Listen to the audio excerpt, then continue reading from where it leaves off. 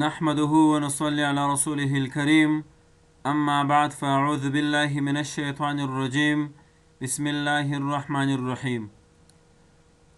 د تجوید زده کړې یوټیوب چینل دوستانو، السلام علیکم ورحمة الله وبرکاته. امید لرم چې جوړ او روغ به یاست. دوستانو، د مخارجو د درسونو په ادامه سره راځو نن 14 مخرج ته.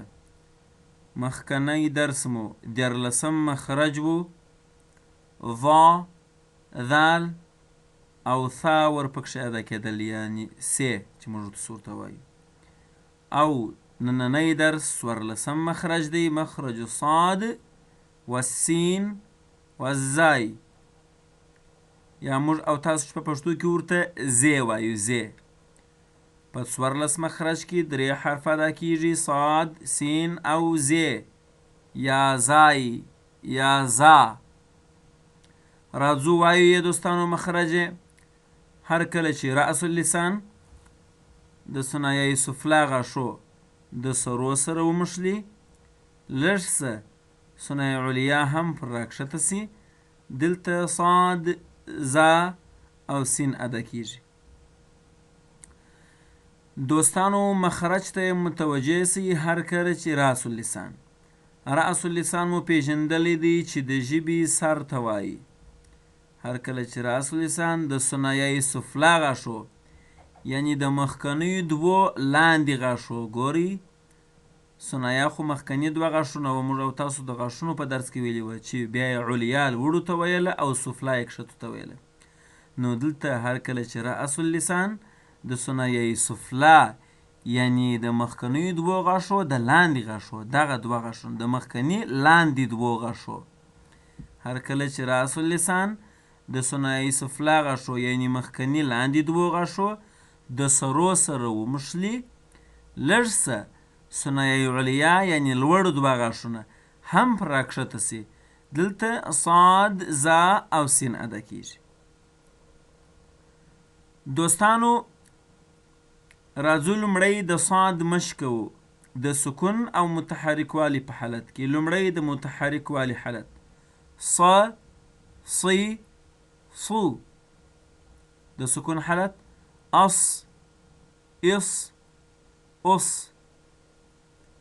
دوستانو، مشق یې کوو په لفظ کې چې په کلمه کې کار سوی وي. فاصبر، فص د سکون حالت دی، فاصبر، صابرین، صابرین، صا، صا. او ورپسې زا او سین دی. لومړی د زا مشق: ز، زی، زو، از، از، اوز. او ورپسې سین دی: س، سی، سو. د متحرک والي حالت. د سکون حالت: اس، اس، اوس. دوستانو، په دې درو حروفو کې زا نسبتاً صاد او سین ته اسانه ده. د زا په ادا کولو کې هیڅوک مشکل نه لري. پاته صاد او سین سوه.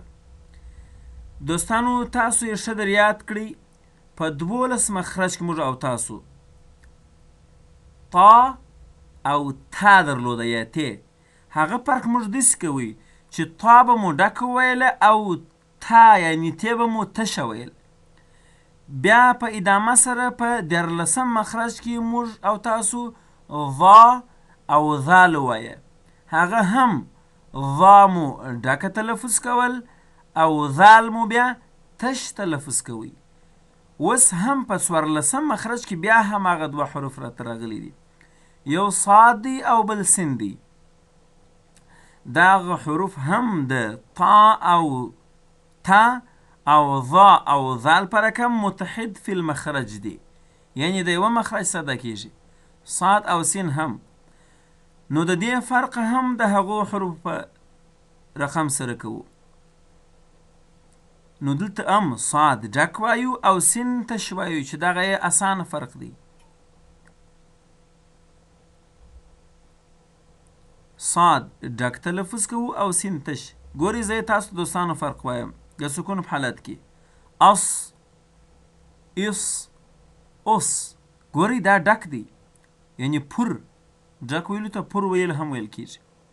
او اوس سین تلفظ کوم د سکون په حالت کې اس اس اوس. ګورئ دوستانو تاسو ښه ورته متوجه سئ د دغه دوو حروفو تر منځ فرق ډیر مهم دی. زه لومړی سوا تلفظ کوم ډک او بیا ورپسې سین تلفظ کوم باریک چې تاسو ته یې ښه فکر وسي. په بخښنې سره چې تاسو ته یې ښه فرق وسي تاسې ورته متوجه سئ. لومړی صاد اس والسین اس. بیا چې ما قبل حرف زیر ولري زیر ورباندې داخلي وي اس اس خو سین بیا اس. ګورئ تاسو به یې په فرق پوهیږئ. او چې پیش وي ما قبل یې اوس او د سین دا اوس. نو دوستانو د صاد او سین ترمنځ لکه څنګه چې په مخکنیو درسونو کې د دوو حروفو ترمنځ د طا او ت او ظا او ذال ترمنځ فرق کوي همدغسې د صاد او سین ترمنځ هم فرق کیږي. دې حروفو ته حروف صفیریه ویل کیږي. یعنی صاد ذا او سین ته یوه خبره دې یاده وي چې صاد د استعلا د وجې څخه ډک ویل کیږي. استعلا او اطباق صفتونه ورپکښې دي. تاسو دوستانو دا شکل ته وګورئ د صاد ادا کولو په وخت کې د ژبې بیخ او د ژبې منځ دواړه لوړ تالو ته پورته کیږي. ګورئ دوستانو دا شکل ژبې څنګه ځان ته اخیستی دی او په دې شکل کې ګوره د ذا او د سین په حالت کې. ګورئ دا ژبه چې لوړ تالو ته پورته سوې ده څنګه شکل اخلي او دا ګورئ د ژبې بیخ او منځ لوړ تالو ته پورته کیږي خو دا هیڅ نه پورته کیږي. د شکل له مخکې هم سړی ورته متوجه سي فرق به یې وکړي. نو دې حروفو ته حروف صفیریه ویل کیږي. صفیریه ځکه ورته ویل کیږي چې د دغو درو حروفو د اداینې په وخت کښې اواز د خولې څخه د شپېلکي په شان راوځي. ګورئ اس اس اوس از از اوز. دوستانو کله چې یو غالبوزه چې تر پښې ونیسئ او وزرونه چې ښوروي بز بز دغه صفیر دی. نو د دې حروف د اداینې په وخت کې هم اواز هم د شکل ځان ته اخلي. اس از از از اوز. پر ځا باندې مې ځکه صفیر ډېر وکړي چې تاسو ته معلوم سي. نو دې حروف ته حروف صفریه ځکه ویل کیږي چې د دوی د اداینې په وخت کې د خولې څخه د شپېلکي په شان راوځي او هم صفر په نامه صفت موږ لرو هغه صفت هم په دغو حروفو کې موجود دی. نو ځکه حروف صفریه ورته ویل کیږي. دوستانو تجوید زده کړه یوټیوب چینل در سره سبسکرایب کړئ. سبسکرایب مه هیروئ. زموږ ټول درسونه به نمبر په نمبر ویډیو په ویډیو تر تاسو پورې در رسیږي.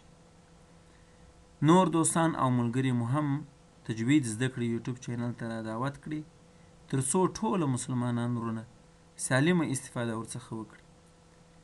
او که چیرې ستاسو سره کوم پوښتنه وي د حروفو د مخارجو یا د همدغو درسونو په اړه چې موږ او تاسو تر اوسه پورې ویلي دي د کمنټ له لارې راته پرېږدئ او یا هم وټساپ شماره